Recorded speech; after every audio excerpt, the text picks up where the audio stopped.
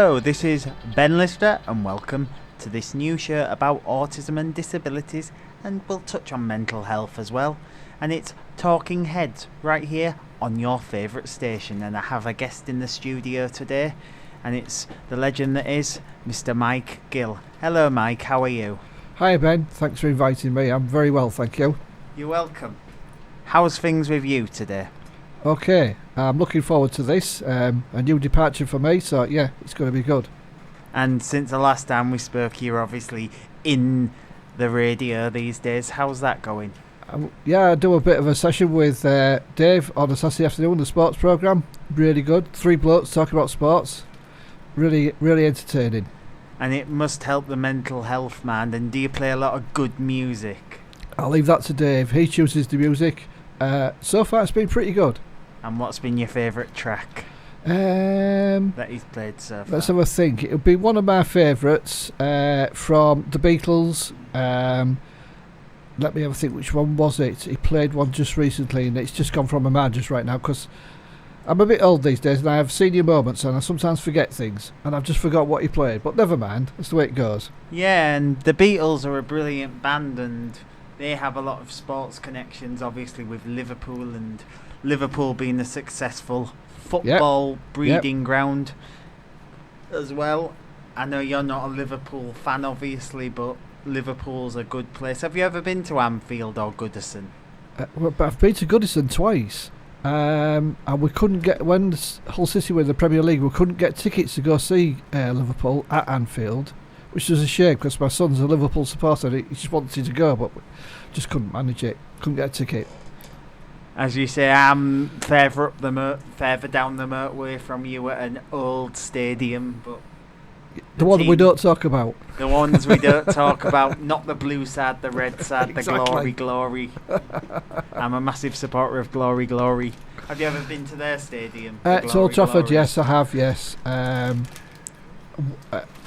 Saw Hull City play there at the time when Wayne Rooney came back from a long absence through injury, and he absolutely tonked us. I've never forgiven him for it. And what was the scoreline that It was day? something like 4-0 or something like that. It was just crazy.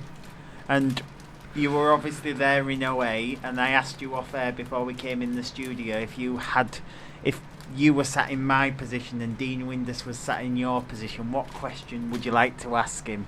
I would like to ask him how he's getting on these days. I would not ask him about that goal at Wembley because he's always been asked about that. And Because I think he'll always get annoyed about it. Yeah, I think he's a bit fed up of it, yeah. If you ever had David Beckham in this studio, what question would you ask him? Oh, that free kick. The famous free kick for England. How did he feel on just walking up to take that free kick? Did he know he was going to score? And if you had the England manager Gareth Southgate, I know he does a lot for mental health as well. Yeah. What question would you like to ask Southgate if he was in this studio right now? You were in my position, Southgate was in yours. I think I'd like to ask him a quite personal question, really. How did all the negative media in the press affect him, and did that influence his decision to move on? Yeah, and it's quite sad, really, that Southgate played it's quite sad that he moved on, because it is. I would have thought next World Cup he'd have had the perfect World Cup, because I wasn't, but they did play a hard side against Spain. Yes, they did. And Spain, in fairness, did quite well, so did England, Yeah. but they tried the hardest, and then Gareth Southgate got negative media, and then 2 days later he obviously decided enough was enough, but he was the most successful England manager. And how do you think, before we go on to the next segment, how did you feel about the appointment of Thomas Tuchel, and if you had a choice, who would you have picked as England manager? I was surprised when Southgate went, but given all the negative media, I'm not surprised either in that sense, because I think that must have had an influence on his decision. Thomas Tuchel, I'm actually feeling a bit better about it now. At the time, I just thought, why have we appointed him? But, to be fair to him, he seems to be doing okay, and let's just see how he does. We've got to give the guy a chance, I think. Yeah, and he's a good bloke, and we're going to play a track now, and it's the Beatles, Here Comes the Sun, one of your favourites. One of my favourites, so thank you. It is. If that was one of Mike's favourite tracks, this is Talking Heads, and that was one of Mike Gill's favourite tracks, Here Comes the Sun by the Beatles. So, Mike, let's chat a bit about what you used to do for your life. So, what did you used to do, Mike? Most recently, I was working in the NHS. I'm retired now, retired 2 years ago.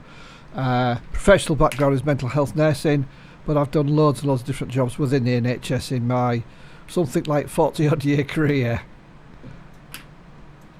Nice. And what was that like being an NHS worker, and did you come across a lot of different people from all different backgrounds? Absolutely. I really enjoyed my career in the NHS. Hard work, there's no doubt about that. Stressful work as well at times. And like you say, meet all different people from all different walks of life, some fascinating characters, and work with some really, really good people as well. And made a lot of friends as a result of doing that. Nice. And what's it like? And what's it like now reflecting on that? Because I know you've sat in with me a few times and spoke about a few bits and bobs of mental health. You've sat in on my other programme I do. So how does it feel transitioning from being a mental health nurse to being a radio broadcaster, and what are the similarities, and what has been your favourite chat you've sat in with me so far? Wow, you're building me up something really good there, Ben. Thank you. I wouldn't describe myself as a broadcaster, but yeah, I'm sat here, aren't I? So I guess maybe I am. I don't know. Not as professional as you are, anyway. Let me put it that way. But yeah, I have enjoyed it. It's as I said to you when we first started, after that first interview, and you said, "Would you like to do this?" And I said, "Well, yes, but I'm a bit out of my comfort zone," and that is so true. Well out my comfort zone, but you've helped me a lot, and it's been a really good experience. And I think because of my mental health work, you asked me the connection between the two, and I guess the connection for me is the ability I think I possess to be able to talk to people and make a connection with that other person, and I think that's really helped. So that's what gives me the, if you like, the courage to carry on and, you know, just keep talking about these sort of things. And I must ask you as well, what is it like, the mental health? What is it like? I must ask you as well, what's it like being at mental health, and how do you think the services have changed, and how do you think autism affects people, and is that part of the mental health diagram? Yeah, I mean, in the 40 odd years I worked within the mental health services, mostly, because I did a few other jobs as well within the NHS, but mostly in mental health. Never lost my passion for mental health work, because that's so important. When I first started, it was very much institutionalised care at big hospitals such as the local ones up at Delapole and Broadgate. Delapole's at Wonderby, and Broadgate used to appear at Beverley. We then changed all that to community services, which I think is probably a good idea, in as much as people can remain in their own homes and in contact with their own communities. But it needs a lot of money, and I'm not convinced it's been invested as the way it could be invested to give us even better services. And in terms of autism and mental health, again, I think that's a big omission, in as much as we're seeing a lot more people on that sort of spectrum these days. But as a mental health professional, I was never trained in that side of things. So, you know, I think it's right that we bring that people on that spectrum into the mainstream mental health services, but I do know how difficult it is for people to get a diagnosis, get into the services, all those sort of things. So it's not as easy as people might think it is. Yeah. And how do you think the mental health has changed? Because I obviously showed you off the Pete Haslam thingy who we're interviewing, who you're sitting in with me for a bit more training in a few days' time, and he spoke about his struggles. Yes. And how the mental health is, how different it was for him. Because yes. Pete Haslam, as you know, has few thingies, but we'll speak about that. And he said, as he explained off air, that, as we said off air, that he thinks that the services have changed over the years. And how do you agree with him on them points? Inevitably changes have occurred, some for the better, some for the not so good in some respects. But I do think that people are a lot more aware about mental health these days than perhaps when I first started way back in 1978 I think I started. And so things have changed a lot. People are a lot more willing to talk about their own mental health, their own struggles, how things will affect them emotionally as well as physically. So in that sense, that's a good change. In terms of prejudice, there's still a bit of work to do, because people, I think, still get treated wrongly just because they have a mental health problem. And that should never be. I do work for another organisation called Hull and East Yorkshire Mind, and one of our sort of straplines is we want, everybody to be treated equally, and we'll not stop until that is the case. So, it's going to be a long-term job really to try and make it as equal as we possibly can. Brilliant. And we'll hear more from Mike, Talking Heads, and that was Waterfall by the Stone Roses. We're still here with Mike in the studio. Mike, how does Mind, what work do you do at Hull and East Yorkshire Mind, and how does that connect with the UK Mind? Yeah. Okay. Yeah. Thanks, Ben. I joined Mind some years ago now, back I think 2008, something like that, and I'm a trustee, which is basically like a non-executive director. In like industry of companies. So basically my role is to make sure we stick to our charitable objectives and we spend our money wisely. It's a bit more complicated, but essentially that's what it is. And in terms of National Mind, in order to be called a Mind organisation, we have to affiliate ourselves to the National Mind, and we can therefore use their publicity and use their logo. And each area of the country has its own local branch, if you like. For the area where we are, Hull and East Yorkshire, we've got Hull and East Yorkshire Mind, and there's a branch on the south side of the river, North East Links Mind, and then there are branches all over the country. But we're all affiliated to National Mind. We don't get any funding from National Mind, but we can apply for grants to help us provide services to local people. And as you know, National Mind do a lot of campaigning, so we do get a lot of work coming our way because of the national campaigns that they will organise and they launch. In terms of Hull and East Yorkshire, what we provide is all different sorts of services, from housing services, where we have various houses where people can go live for a short while or a longer term depending on what they need.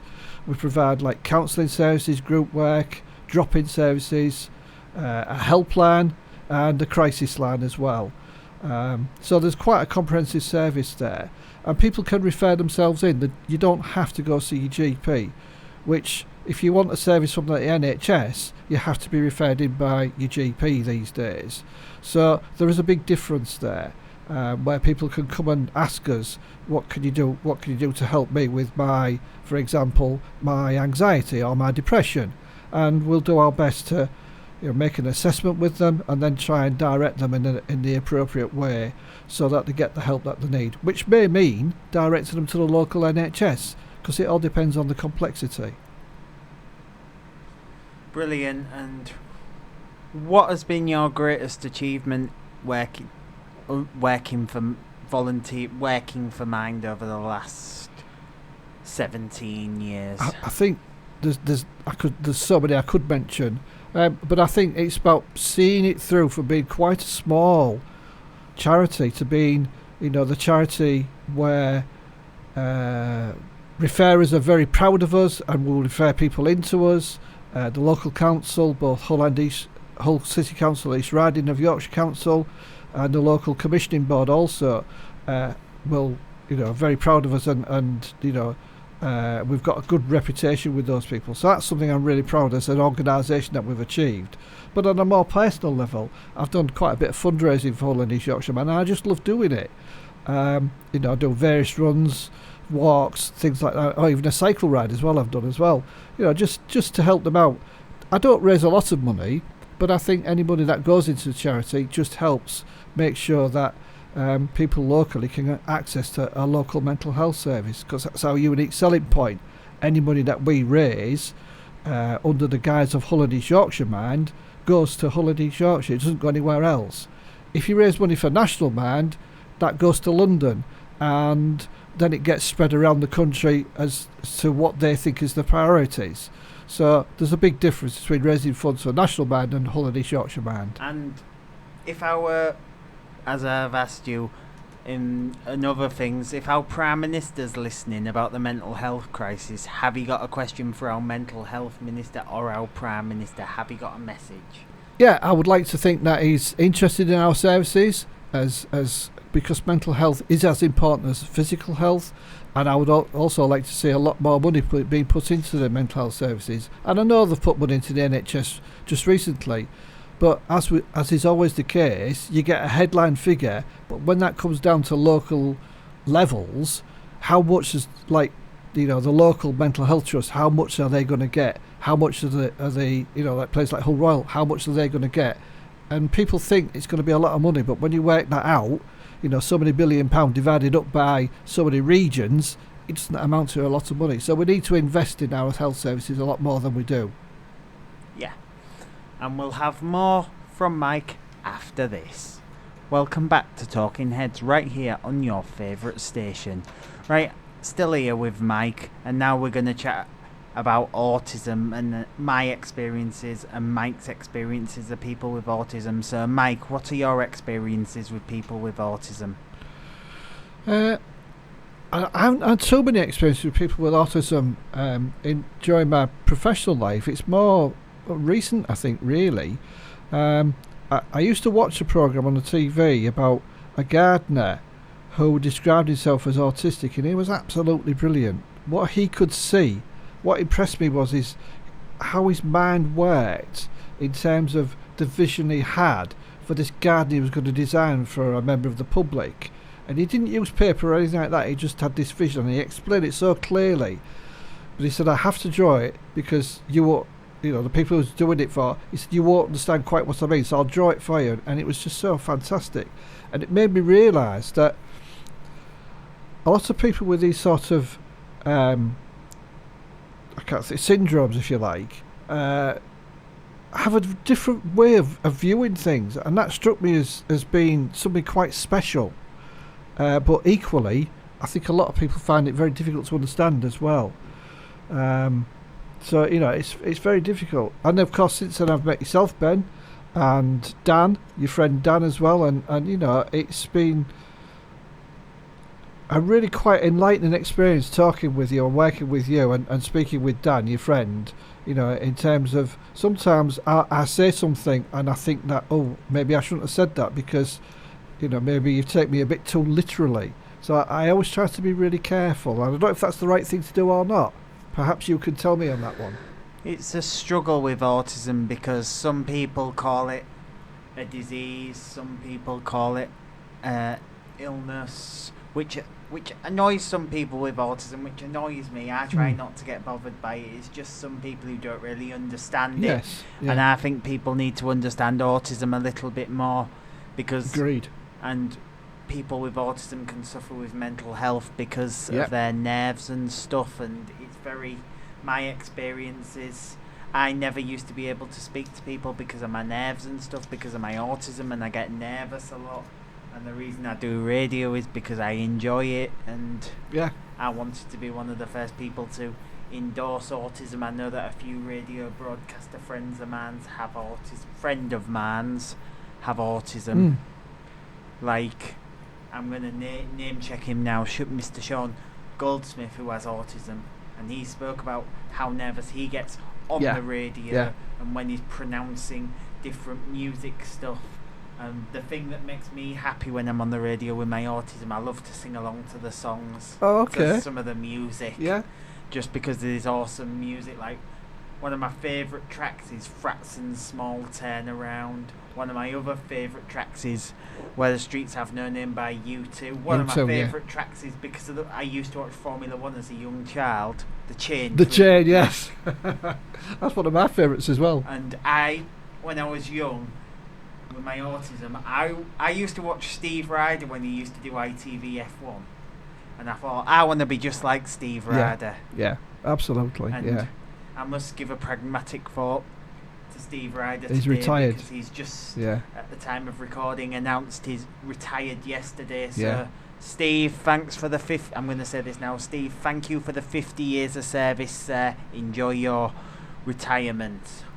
So, am I allowed to ask you a question? So, go on then. Yeah. So, how do you cope with all of that then? Because, I've worked with you a bit now, and I think you cope really well, but it'd be interesting to know what you think. I sometimes cope and I get nervous. Like if I'm doing I never do I'm going to tell you a secret now. I never really do these shows live because of my autism and because it'd take too much out my brain. I always pre-record. No, that's fair enough. Trade there. I always pre-record just because I occasionally do it live. Like I did when I went down to Devon, I did my first show live in about 3 years. Good. Because I always used to pre-record. Yeah. So how does it make you feel when I say to you, this is right out my comfort zone, and I get just as nervous as perhaps you do? I'd just say, go for it, because you only live once and you have to learn new things in life. That is true. I think if there's one thing I've learned from you, it's about, seizing opportunities, because I see you seizing opportunities. And I always invite you into my interviews just because I want you to learn and I want you to improve on that. Well, I think that's fantastic that you want to do that. And I'm happy to mentor lots of different people, and I'm happy to do public speaking at some point if they want me to. Well, I think that's something I might be able to help you with that one, because I used to be a trainer, and so I had to stand up in front of loads of people and talk, whether I wanted to or I didn't. So I can help you with that one, perhaps. I'm gonna return the favour. I have been offered to do public speaking gigs to lots of different people, but it's just timing at the moment because I've got lots going on, and I've got this show and my other shows as well. Yeah, and absolutely. I interview lots of different people, and the privilege is interviewing lots of different people. That's what the nervous bit is, because I get scared about interviewing different people and living my best life, because I said this year is going to be my make or break year. If I don't break anything, if I don't make anything, I was going to stop broadcasting at the end of the year, but I'm breaking, so I'm reconsidering that offer. So excellent. Yeah, and that's why I launched Talking Heads, because I did do an autism show a few years ago with two other colleagues, but unfortunately due to life got in the way, so we had to. Yeah, it does get in the way. You're right. Show. Yeah. How do you think? I must ask you as well while we've got you. How does autism affect people?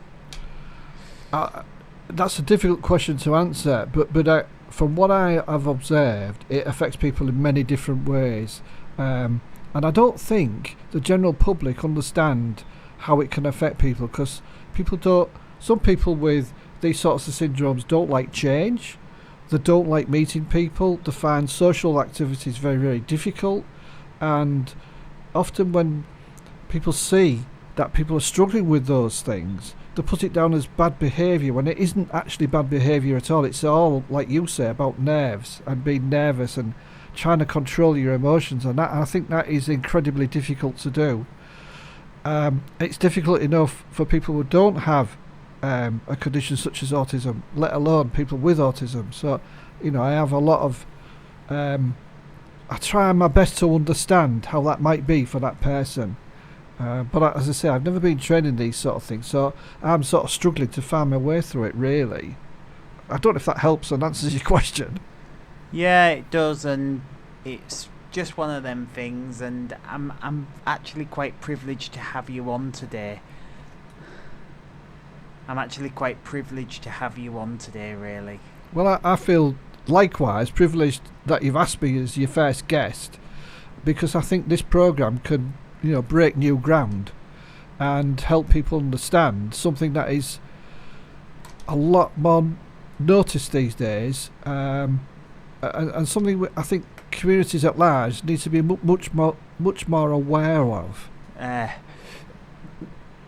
So yeah, thank you, Mike, and we'll wrap up the interview after this. Right up. Talking Heads, and still here with Mike, and and we're going to talk about how this show is going to change people's lives and who we're going to be talking to. Well, over the coming weeks and months, over the coming shows, we're going to be chatting to different people, from autism charities to people who are service users to people who have autism and all different mental health issues, and we're going to be chatting and highlighting the disabilities in autism and the effects of autism and how it affects people's lives, and we're going to be talking to them about how it affects them, their triggers, their hates, their loves, and what they like about life, and we're going to play some of their favourite tunes as well. So basically it's just a chit chat with them about what they do and how mental health and autism affects them. So I must say thank you to my guest today, Mr. Mike Gill. Thank you. And have you enjoyed it, Mike? I have enjoyed it, yes, and I'm really in favour of a programme like this, because I just think we need to understand more, and perhaps I would go as far as to say celebrate the fact that people are different and we all have something different to offer, and we shouldn't be castigated just because we're a little bit different. So yeah, I hope that this programme is successful in challenging some of those things, and hopefully we'll get lots of different people on, and hopefully in a few months you might want to come back on. If you'll have me, I'll gladly come back on. We'll have you. Thank you. We might even get you hosting a bit of the show. I don't know about that, but we'll we'll consider it. Don't worry. Anyway, this has been Ep 1 of Talking Heads, right here on your favourite station. Thank you for joining me today, and thank you to you for joining me as well and joining in with the conversation. Keep it Talking Heads, and we'll see you same time, same place next week. Thank you to me, Ben Lister, and my guest today, Mr. Mike Gill. Thank you, Mike, and Thank you. Join me again next time. Bye-bye.